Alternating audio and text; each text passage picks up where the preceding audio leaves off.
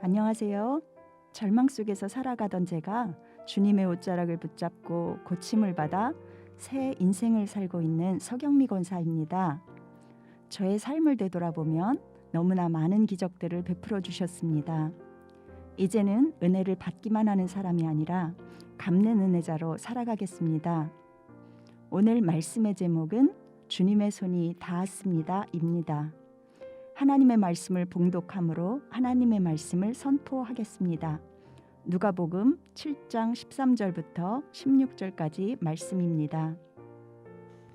주께서 과부를 보시고 불쌍히 여기사 울지 말라 하시고 가까이 가서 그 관에 손을 대시니 맨 자들이 서는지라. 예수께서 이르시되 청년아 내가 네게 말하노니 일어나라 하시매 죽었던 자가 일어나 앉고 말도 하거늘 예수께서 그를 어머니에게 주시니 모든 사람이 두려워하며 하나님께 영광을 돌려 이르되 큰 선지자가 우리 가운데 일어나셨다 하고 또 하나님께서 자기 백성을 돌보셨다 하더라. 아멘. 사람이 들뜨면 다른 사람의 아픔이나 고통은 잘 보이지 않는 법입니다. 마찬가지로 너무 깊은 상심이나 슬픔에 빠지게 되면 다른 사람의 기쁨이나 진 면목을 보지 못하는 법입니다. 자, 오늘 예수님께서는 나인이라고 하는 성을 향해서 일단은 무리들과 함께 길을 걷고 있습니다.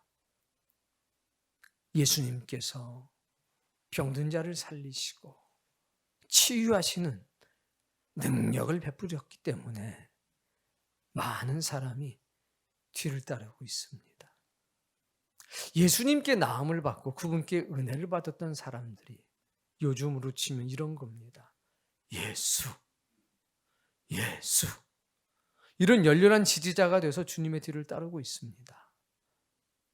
일반의 사람이라면 그 지지해주는 그 사람들의 환호 속에 자기를 잃어버리게 될 겁니다. 그리고 타인의 아픔이나 슬픔을 보지 못하게 될 겁니다.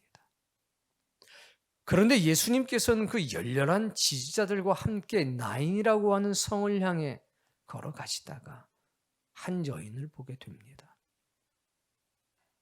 그런데 그 여인의 아픔과 슬픔을 보시고 멈춰 서십니다. 그리고 오늘 본문이 시작되는 겁니다.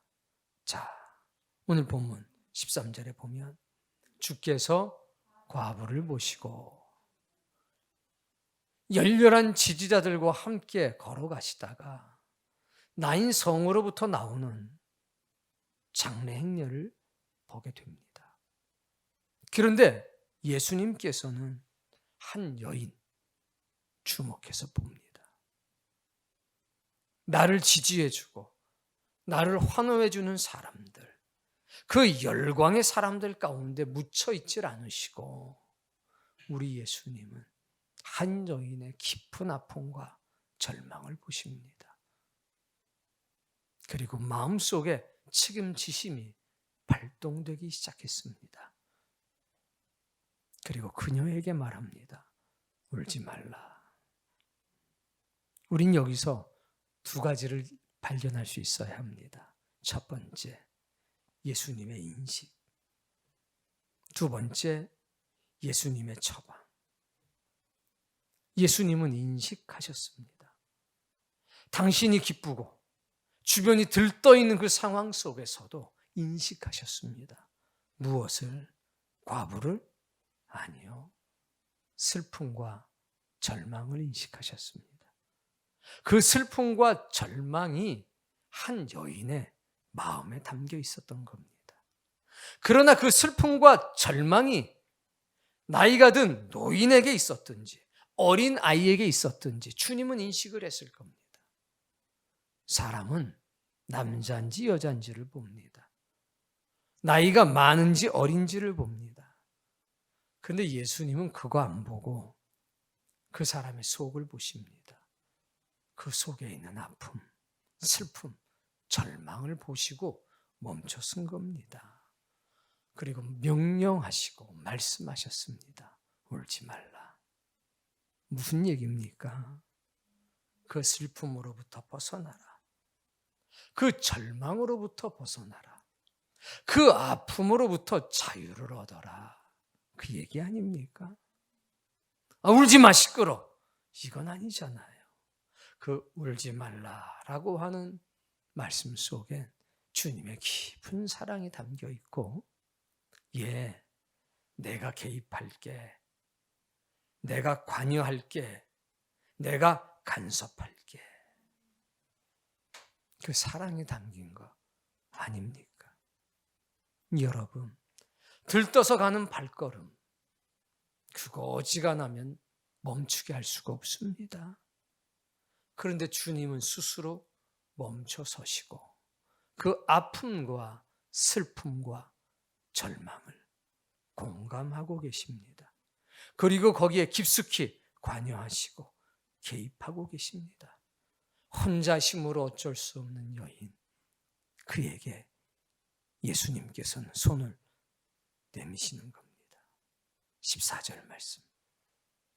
가까이 가서 그 관에 손을 대시니, 그런 다음엔 그 문제를 해결하기 위해서 움직이십니다.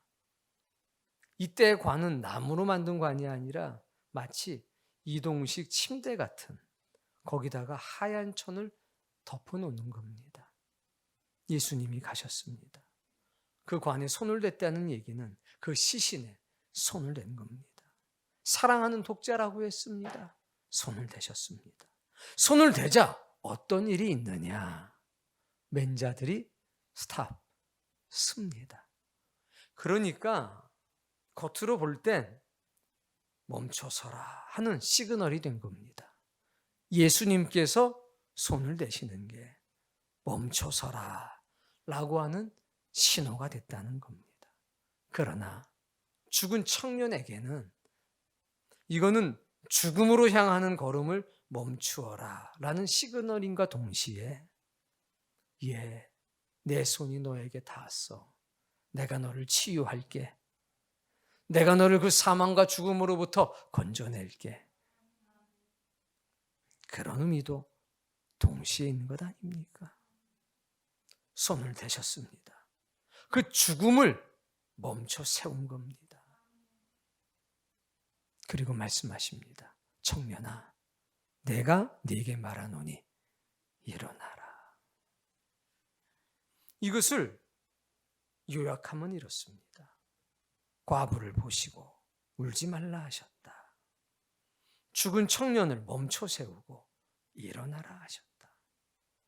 여인아, 그 아픔과 슬픔과 고통과 절망으로부터 자유해라. 청년아, 그 죽음이 주는 고통으로부터 자유함을 누려라. 이렇게 말씀하신 것 아닙니까? 그랬더니 15절 말씀. 죽었던 자가 일어나 앉고, 죽은 자가 일어나 앉았습니다. 여러분, 어떻게 이런 일이 있습니까? 사람은 할 수가 없습니다. 그러나 하나님은 하실 수가 있는 법이지요. 난리가 났습니다. 근데 이 난리는요, 시끄러운 난리가 아닙니다. 자신들의 관념, 상식, 인식을 뛰어넘는 일이 나타나면 아무 말도 못하고 움직이지도 못하고 적막과 고요만이 흐르는 법입니다. 근데 그 적막과 고요를 누가 깼느냐? 그 청년이 깼습니다. 단순히 앉아서 아이고, 이거 어떻게 된 일일까? 눈만 꿈벅꿈벅한 게 아닙니다. 바로 말하기 시작합니다. 아이고, 나 안 죽었는데 왜 나를 메고 가는 거요? 이런 말이었겠습니까? 아이고, 내가 장가도 못 가고 죽었었는데 빨리 돌아가가지고 장가를 가야 되겠다. 이런 말이었겠습니까? 아이고, 내 짬뽕 한 그릇 먹어야 되겠수다. 아이고 내가 짜장면하고 탕수육 하나 좀 먹어야 되겠수다. 아이고 죽었다가 살아나니까 배가 고프네 그래. 아이고 어머니 우리 돈 벌어서 좋은 집 좀 한번 마련해 봅시다. 이런 얘기였겠습니까? 아니었겠죠. 그는 의식주에 관한 이야기가 아니라 주님에 관한 이야기를 했을 겁니다. 다른 사람과 이야기하거나 혹은 상황이 어떻게 돌아가는 줄을 몰라서 넋두리하는 게 아니라 주님을 바라보며 이야기하고 말했을 겁니다. 주님, 이제 남은 인생은 주를 위해 살겠습니다. 주님, 이제 내 생명은 주님의 것입니다. 어찌해야 이 은혜를 갖고 살 수 있겠습니까? 나를 부르신 이가 그리스도, 예수님, 당신이 맞는 겁니까? 아마도 이런 말을 하지 않았겠습니까? 사랑하는 성도님, 여러분에게는 주의 손이 닿았습니까? 여러분에는 주님의 흔적이 남아 있습니까? 우리가 영원한 사망으로부터, 영적인 사망으로부터 건짐을 받았습니까? 그럼 그런 자들의 입술에는 어떤 말이 담겨 있을까? 한번 스스로에게 물어보셔야 합니다. 자문해 보십시오. 만약 우리 가운데에 아직 주의 손이 닿지 않아서 주의 손이 닿기를 사모하는 사람이 있다면 주님의 손이 내 영혼에 닿아서 나의 절망 가운데 닿아서 나를 회복시키고 나를 치유하신다면 나는 무슨 말을 할까? 스스로에게 물어보시기를 바랍니다. 이 청년은 일어나서 신기해하지 않았습니다. 주의 음성을 들은 사람은 그렇습니다. 일어나라. 깊은 사망을 향해서 가고 있던 그의 영은 돌아왔습니다. 그리고 그의 육체 속으로 들어가 주님을 마주 대하여 일어납니다. 그리고 자신의 영혼의 고백을 주님께 하고 있습니다.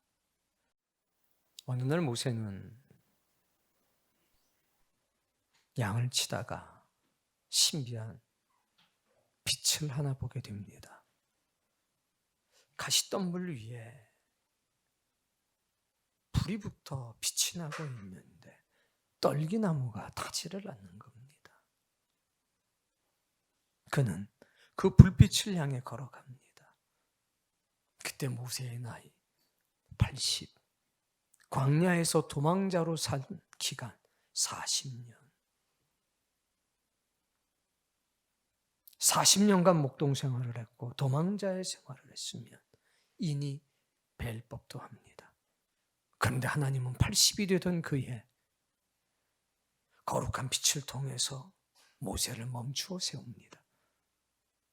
그리고 부르셨습니다. 그리고 손을 내미셨습니다. 가자. 애굽으로 돌아가자. 내 백성을 너에게 맡길 테니 그들을 데리고 약속한 땅으로 들어가라. 내가 네 삶에 깊숙이 관여하겠다. 사랑하는 성도님, 모세는 비록 양을 치고 살았지만 그 40년간 잊은 적이 없습니다. 인생 80년간 잊은 적이 없습니다. 무엇을? 하나님의 나라를. 하나님, 나의 공고함을, 나의 고통과 나의 아픔과 절망을 언제까지 외면하실 겁니까? 주여 나를 돌아보소서. 아이고, 저 빛에 가지 말자. 이상하다. 양을 치자. 양을 지키자. 이 생각했으면 그 거룩하고 신령한 빛 가운데로 나갈 수가 없는 겁니다. 그러나 주님께서 멈춰 세웠을 때 그는 이렇게 말합니다. 하나님, 나는 작은 사람입니다. 하나님, 나는 입술이 굳어서 말할 수 없는 사람입니다. 나는 능력이 없으니 이 사명을 감당하지 못하겠습니다. 그래, 내가 네 삶에 개입할 테니 걱정 마라. 네 형 아론을 통해서 말하라. 그리고 네 손에 잡은 그 지팡이가 너와 함께 할 터이니 그것으로 능력이 너와 함께 할 것이라. 가라.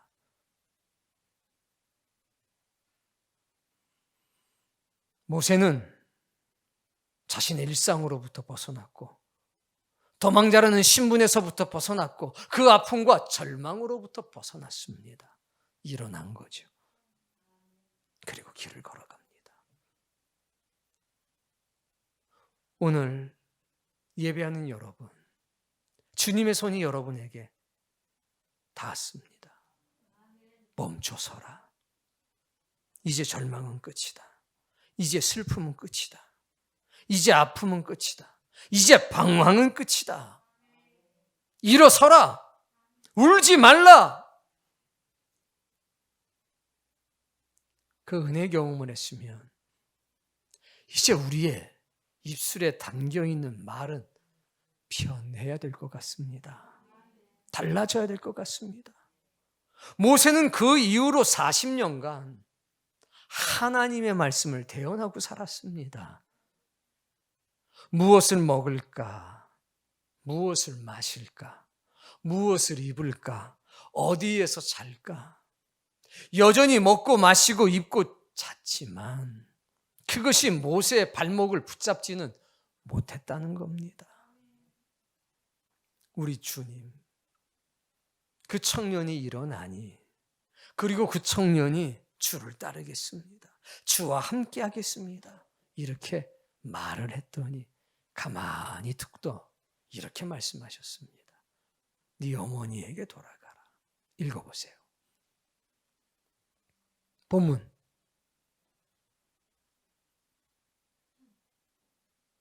15절. 예수께서 그를 어머니에게 주시니 그래, 옳다구나. 나를 따라라. 그 평생을 주의 일해라. 이렇게 말씀하지 않았습니다. 어머니에게 돌려줍니다. 왜? 그 어머니의 슬픔과 고통은 사랑하는 독자가 떠나가는 데 있었기 때문에 나를 따르는 것도 좋지만 먼저 네 어머니에게 돌아가라. 그 어머니의 슬픔과 울음을 그치게 해라. 그 어머니에게 돌아갔을 때 그 어머니와 아들 사이에서는 어떤 일이 있었을까? 손을 붙들고 야, 내가 너 밥도 못 해보고 그냥 떠나보내가지고 가슴이 아팠다. 야, 내가 너를 먹이지도 못하고 입히지도 못해가지고 너무 아프고 슬펐는데 내가 너 잘 먹일게, 잘 입힐게.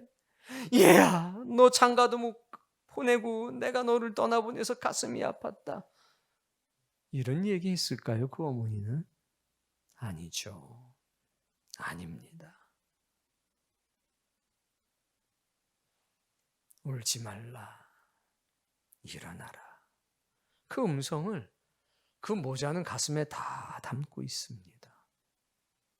그 아들은 그 어머니에게 주님이 나를 살리셨습니다. 그 어머니는 그 자식에게 주님이 너를 살리시고 나를 살리셨다. 그것 말고 일평생 감사하는 것 말고 일평생 찬양하는 것 말고 무엇이 그 모자의 가슴과 입술 속에 남아 있었겠습니까? 그리고 그 모자는 평생을 예수님의 뒤를 따르며 살았을 겁니다.